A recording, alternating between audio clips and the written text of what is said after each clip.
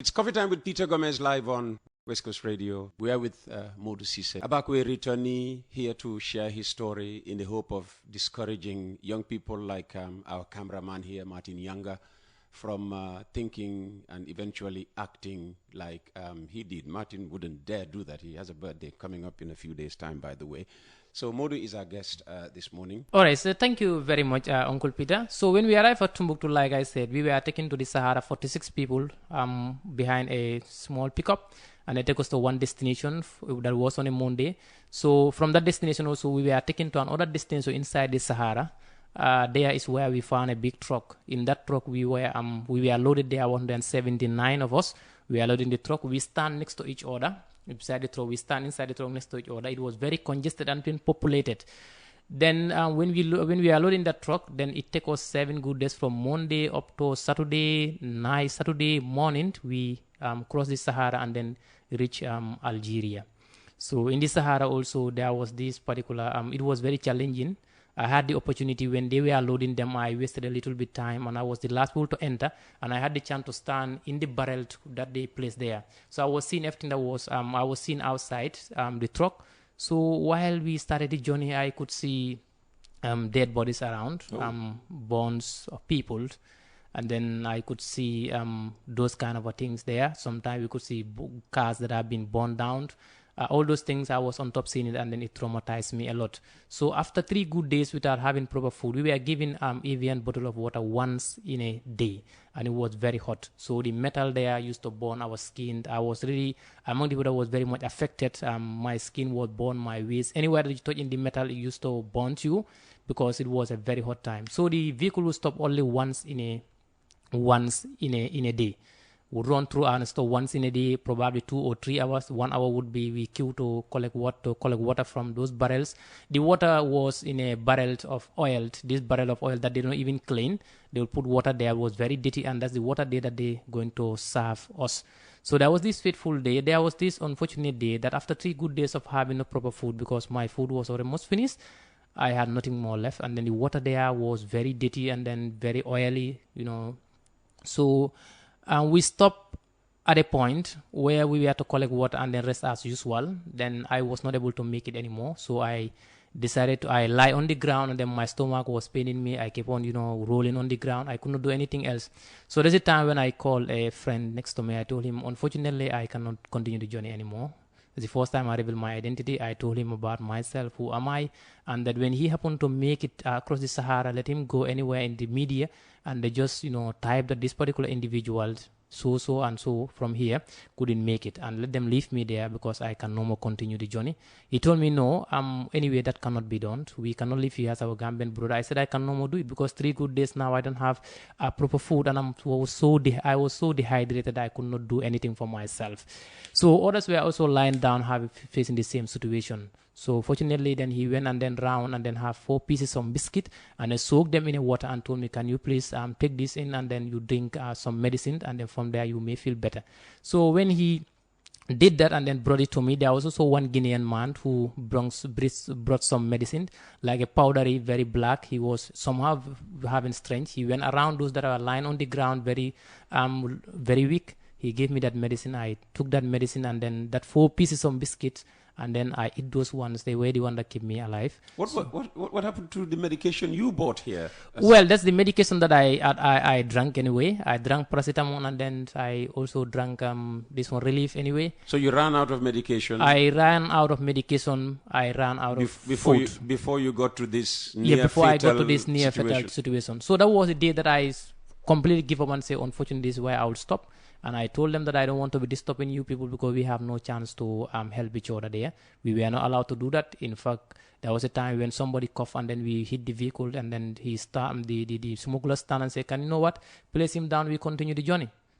So it was very emotional. Did you do that? No, well, we said, no, we are not going to do that, but they managed to help him to be on top of the car where he can get fresh air and so on. So fortunately, this day when I drink these medicines and then eat these 4 pieces of biscuit, I just went unconscious personally. I went unconscious. I couldn't know what was going on. And then to them, I already slept. But to me, that was the end of me. So as I went unconscious for some time, I just feel somebody dragging me. after some hours, and then I just could hear somebody dragging me the commotions, and I opened my eyes and wow, I really make it, and then I managed to go back to the vehicle. Then the journey continues up to one place. And so the vehicle had stopped yeah, to allow these people to take care of you? Well, no, the vehicle stopped as normal, as usual, once in a day. So this that was your where usual once in a day stop? Once in a day stop. Okay. So the vehicle will run about 20 hours without stopping. Okay. So we continued from there, and then the water was finished. The vehicle was rushing to a place, one of the oases where they will get water, the first stop, the only stop in the Sahara where they will get water. Then from there, we rushed to that place, and then run a whole full day and night without having water this time because the water was finished.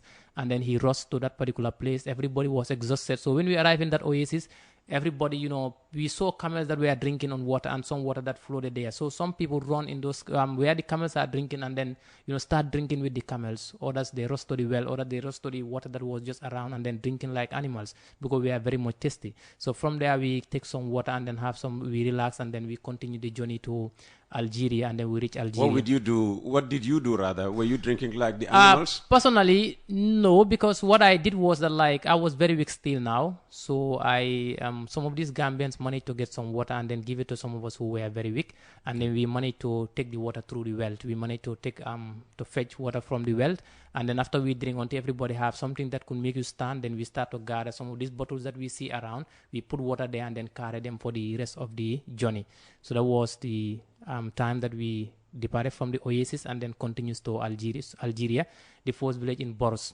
So when we arrive in Algeria, we continue to another place called Tamaracent. There also, what happened is that we were made to walk a very long distance from 6 o'clock to the morning. So from 6 o'clock to around 3 or 4, climbing from one mountain to another, so that we can, they have what they call 6 in the morning or 6 in the evening? 6 in the evening to around 4 at night.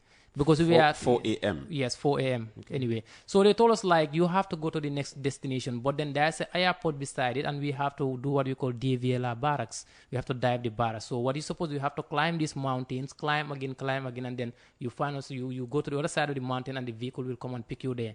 So when we were doing the climbing the mountain, the one who was leading us, the cook said he missed the point, and he was following his compass. And then we walk until 3 or 4 around that time, and then he just called and they tell that, whoa, you are really at the wrong place. You need to walk back. We said we cannot do that. Later they come and then collected us and then return us back to the same distance and tell us, you know what, you have to just climb this mountain up and then down, up, down again. You'll wait for us there. So while we were doing that, it was not possible. Some of us scattered, some were very tired. So we got on top of the mountain and spent the night there. The flowing so there were some Gambians who were able to manage and then come down, but they were being attacked by some of these bandits, and some of them were stamped very seriously. Ooh. And then I believe some of them could not make it, because one of them who escaped to climb the mountain and find us on top told us about this, that some of our fellows who were down there were stamped by these bandits who will come and then demand ransom from you. And then he could not make it anyway. So we waited in that particular mountain until the following day. Around 11, 12, they come and pick us and then transport us now to a place called Tamaracent. Then from Tamaracent, we moved to a place called Urgila, and then we moved to a place called Debdeb. There also, they make us to walk every day. In each of these destinations, they make us to walk from night, throughout the night, and the daytime we'll sleep or relax, and the nighttime we'll walk. And we have done this for more than 1 good week. We will walk throughout the night, and then the daytime we will relax. Or sometime in the daytime, when it's a place where it's an open Sahara, they know that we cannot be seen by people, they have to continue walking. So we walk for hundreds of kilometers between these destinations. So from Deb, then we find in any of these destinations, I find there are people. So in Deb, what normally happened, I saw Gambians that were there for months, some were there for years, and they could not pay or either continue. For years? For years, actually. They were there, they could not pay and then continue the journey. So from there, we move on to Deb, and we move to Urgila. When we move to Urgila, then we are now to move to the last town where we will now cross to Tunisia. So when we arrive in this particular place, we were being moved to the next day. We were now smuggled to Algeria. We were now smuggled to Tebessa anyway. So Tebessa was the last town where we were to go. So in that situation, we were being smuggled inside these trucks. Sometimes they will smuggle in these trucks, these big trucks, they will put it inside and then they will pass the checkpoints without anybody knowing. Sometimes they will put us behind these pickups and then they will cover us, and then they will tie it as there are some belongings on top. there are some belongings behind that pickups, and they will pass the checkpoint without them knowing that there are people here that are behind the truck and then behind the pickup, and then they put some luggages on top of us, and now they will cover it and then tie it. So they will pass these checkpoints without anybody knowing these are people. So when we arrive at Tebessa, before arriving at Tebessa, we were made to walk throughout that particular day also, because 6 a.m. we were told to walk on. We walk until around 1 a.m. and arrive at Tebessa. When we arrived there, I saw more than thousands of Gambians anyway, and then people that were there stranded there, now ready for departure. Thousands of people that were thousands there. Of people or thousands of Gambians? Well, I can say thousands of people. Gambians that I met there along were many, but I could not know actually the number. But that was a destination where most of these migrants who passed through Algeria would gather there and now try to cross the border. So people were many there. We just arrived there. From there, then we now cross to at this one. We now cross to Tunisia. But when we reached there at night, we were just called and say, okay, you have to continue the journey after walking for that very long distance. So we were picked up again and then rushed to the bus. And then from there, we were led by people that we walked throughout that night also. We walked from one mountain to another until we now entered Algeria. We now entered Tunisia. A car come and pick us a little bit and then drive us some kilometers and drop us and tell us that go to this direction. We are going to a place called Kasserine. From there, we have to go to the coastal side of Fax. So they drop us there. They told us to walk, just follow the highway. So we were walking in that particular night. We walk until we understand that the daytime was coming. We said, let's try to see a mountain which is closer. We go and spend the day there. So nighttime we'll continue the walk. So while searching for that, there were gardens around. Those gardens, they have a very big bulldogs that are very aggressive to us.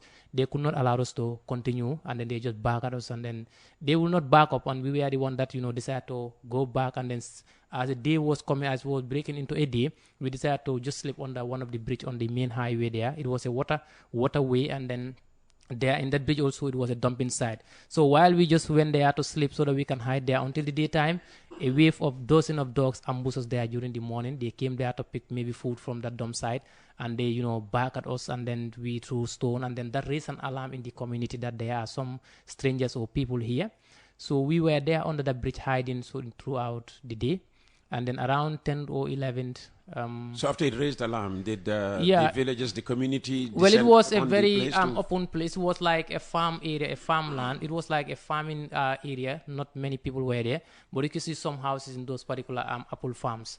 So there. So the people didn't come to attack you or anything. Yes, nobody come to attack us. You only had the dogs to contend with. Yes, to deal with. So from there, then we sit down there. One of our elders comes and say, we need to charge a mobile phone so that we can call somebody who will come and pick us. And we need to also find food because we have no food with us. So one of our people go around and say, let me take the phone and go and then look for a charge. So when he did that, he went around after some hours. We have been afraid that he will not come back. He came back with some apples and then tells us that I don't have any charge. So we take the apples and share among ourselves, and then it at least sustains us a little bit. Now we're still waiting for the night time. So we were thinking of, even when the night comes, how can we get access to the person who's supposed to collect us? We only know that this is the direction we're supposed to go, but we don't know the way. So now I decided to say, okay, now we need to go and look for a charge. Everybody was saying, okay, I will not go. How will I go? I don't know here. Then I just sit, and then I was also very hungry. Everybody was very hungry. I said, why not let me take it upon myself. I call on the boy, I say, you know what, boy, let's go and then look for food for our people, and then you also look for a charge to charge a mobile phone. So we then go out, and then we round all the direction there, more than 2 kilometers. We walk around, and we could not see any sign of a place where we can meet people. So then while we were just following the highway, coming back to our main destination, a car stopped by and then gave us some bread. Oh. And then I took... Just like that? Yeah, just like that. So when he gave me the bread, I was with the bread, I eat half of the bread, and then the other one I said, let me keep it for some of the people that I will meet there, because that was the mission why I left, to go and then look for charge and look for food. So while we come just near the bridge where we were, there was a container somebody was selling their was selling their petrol. So we approached the person through sign language and tell them we need to call this particular number so that we can make arrangements for pickups. So now when we approached the person, we explained to him. He was a little bit kind but very afraid as he was. You could see it in his face. So he gave us the phone, and then my friend was calling, but he was very in haste, like, hurry up. I have to get the phone. And while he was doing that, I decided to distract him. I tell him, okay, I'm a Gambian, like Gambia anyway. So I told him that come. Then when he come, I in the ground. I draw the map of Africa and started to explain to him the country where we come from to distract him from paying attention to my friend who was on his phone talking. So he started building interest. I draw the map of Africa, I draw the map of the Gambia, started naming countries he's familiar with, naming them just to distract him from there. I did that for almost 10 minutes. And then while I faced the back, I faced him and he was facing me. Then I give my back to the highway. My friend was inside the container making the call. So while I was doing that, I just feel something was placed on my head. I know, wow, what this could be. So I just shake my head. It's like somebody press it again. So I just take my hand to say, let me flip it away. So while I flip it, then I had a weapon being cocked. And then I just look up and see a gun point. And then I see the weapon pointed on my head. And then I call my boy and say, boy, gal natale. He looked at them and told me, atinya talesai. So while this guy was quietly, creeping towards you, your back turned to him. There was nothing in the face of the guy you were trying to distract from. That well, for him, he was not the one. To show that somebody was behind you? Yes. Well, these were the National Guard, the Tunisian National Guard. Okay. And we understand that they get our information because they have a free toll number 193. We believe anybody that call them among the nationalities, you just direct them the place, they are going to come there. The patrol was 24/7. So when we were there, for me, I just had somebody called, like Munami is what they call like a friend in French, I think. That's the name we were family. So when they say Munami, I just turned back and then I could see the vehicle going and then I stand. So I just continue my conversation. So when I feel this weapon was placed on my head, I just turn up and then see the weapon and then see the weapon and then turn around and see them. Then I told my friend Galnata, he told me, everything I have destroyed now. I don't, that's it. So maybe Momo Ilaharjo, everybody, your destiny probably.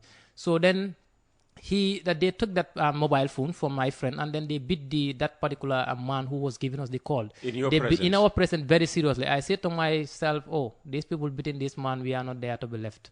So we will face more. So they beat him and then he took the mobile phone, deleted the number and then warned him very seriously. Then from there we could see them surrounding the place. We see them with their weapon, they round the place. Delete the number? Why would they delete the number? They should be going after this. Probably they did not want to harm him in one way or the other. That's what I just assume. No, but they should have called that number to try to get the agents who are behind this.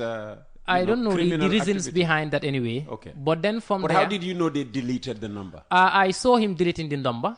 Because I was next to him. So when he take the number, he come on and show us like, let us show him the number that we were calling.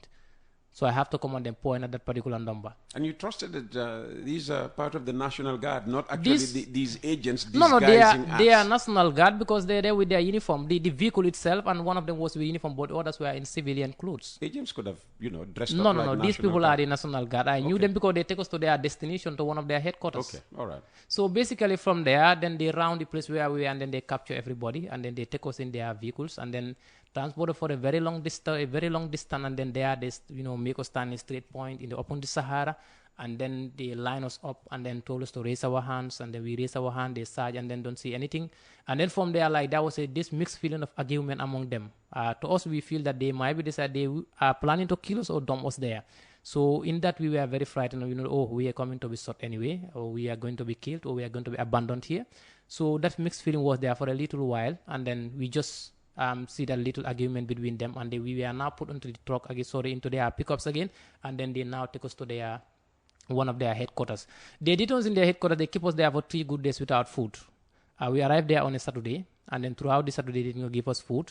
When nature calls, we have no place to do it, and then they give us these bottles and tell you that if you drink and then you want to go, you want to urinate, you can do it in the same bottles. So, but luckily, what if the water is not finished yet? Well, there was a tap there, so it's like these bottles that we come along with. Most of us used to move with 3. We buy the whole packet of 6 or 12 of them. So most of we are with 2 or 3 bottles. So everybody take your bottles as a place where you will do that. Anyway, so we were detained there on Saturday, Sunday. We were very much hungry now. Nothing was left with us. We stood up and said, okay, now we want to go home. What can you do for us? And there was somebody very kind among them who could speak 1 or 2 English, speak English language. So they keep us there for 3 good days. They did not give us food. And the 3rd day, we were very much hungry. And now we said, you know what, we have to stand and protest against this. But then first of all, all of us, let's come together and then pray. so that if we pray, maybe God will also help us to go out from here. So what happened that during the night, there's this man who will come and sprinkle water on us. It's still very cold. He'll sprinkle water on us, make us wet, and then we will sleep like that in that cold weather, openly like that for these 3 good days. So this final day we asked for food, and then he just go and then cook spaghetti, and then very watery and a lot of pepper and very hot. So that time when he gave us the plate, we were eating, everybody cry. We remember our home in the Gambia, we eat very nice food, and then we were treated very nicely. Here is a different situation. So now everybody cried, and we decided to say, okay, let's pray, and then ask God to at least help us, because nothing can save us here now. All our contacts we are taking, any material that we have was taken from us, so we cannot do anything else. So then beside me was a Senegalese man who was an ex-soldier. And then he explained a lot about their training. I used to chat with him. So he told me, you know what, this particular day now, today, they must have to release us. Personally, sometimes the bodyguard will leave the weapon there and then take a nap, or even sometimes go in and out. He told me that, you know what I'm going to do? I am going to pick this weapon, and then when he just leave it there, I'm going to pick it and then shoot at him, or shoot at anybody where you escape, or else I'm going to shoot him, shoot anybody among them who is present, shoot at us, then we all die at once. More than like UFTA, stabbing us to death. I said, no, bro, you don't have to do that. I'm a grand boy. No, you don't have to do that. So since that time, I also get myself very close to him. I monitor him throughout, because I know when he do that, going to be a danger to us. So anytime I see him making 1 or 2 movements, I have to just rush beside him. I wanted to make sure that when he's getting up to do that as he planned, I have to grab him. But then I don't want to reveal it to anybody, because it can bring commotion and then some misunderstanding among us. So after those 3 good days... Did he ever try to grab a gun? No, he did not try to grab the gun. But then that was what he told me, and I could see the frustration in him. So after those 3 good days, and then we were finally pick up the elder. After that prayers, in fact, we just pray, everyone said, and let's pray. We pray to God. And from that day, immediately after 30 minutes of prayers, somebody come and tell us like, today you are going home. We celebrated and started jubilating. We hug each other and say, finally, we are now going home. So we were parked, we were put in the pickup again. And then around, I think we were 11 of us, 2 Senegalese, and then the rest were Gambians. And now they put in the pickup. We were celebrating their transport. How many of you?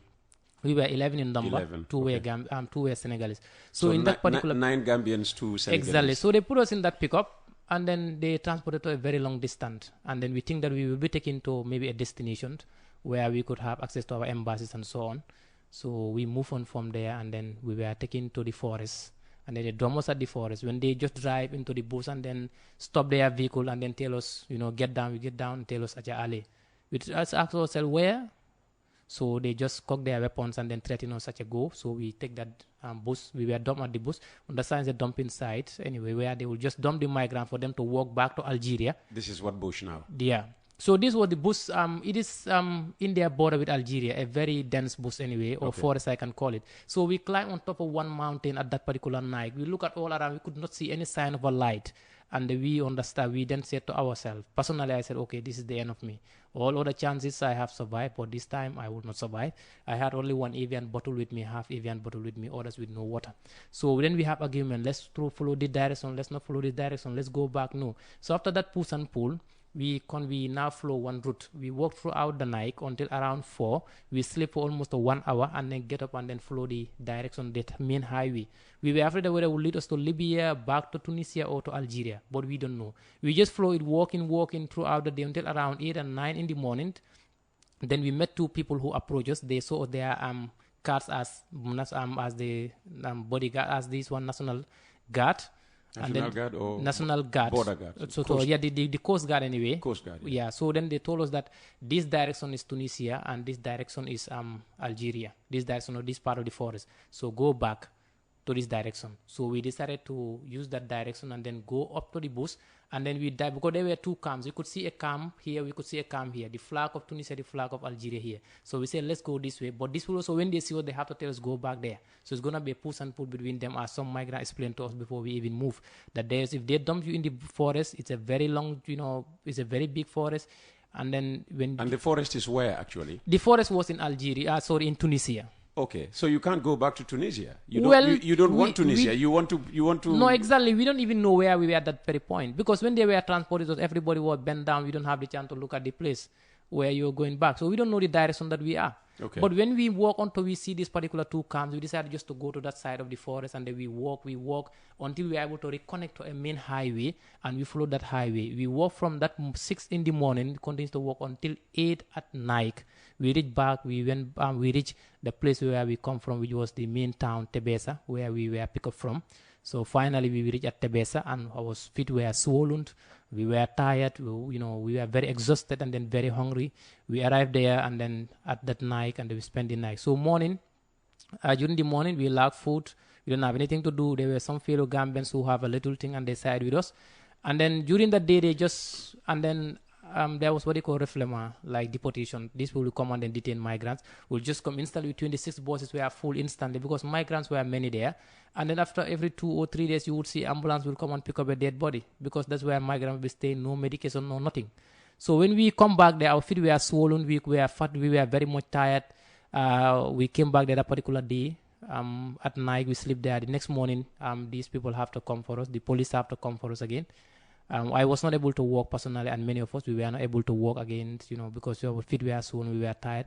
They just have to come and then arrest us and then put us inside their vehicles, buses, and then instantly 26 buses were filled with migrants instantly, because you could see the migrants all over like Serekunda Market, last day of Tobaski.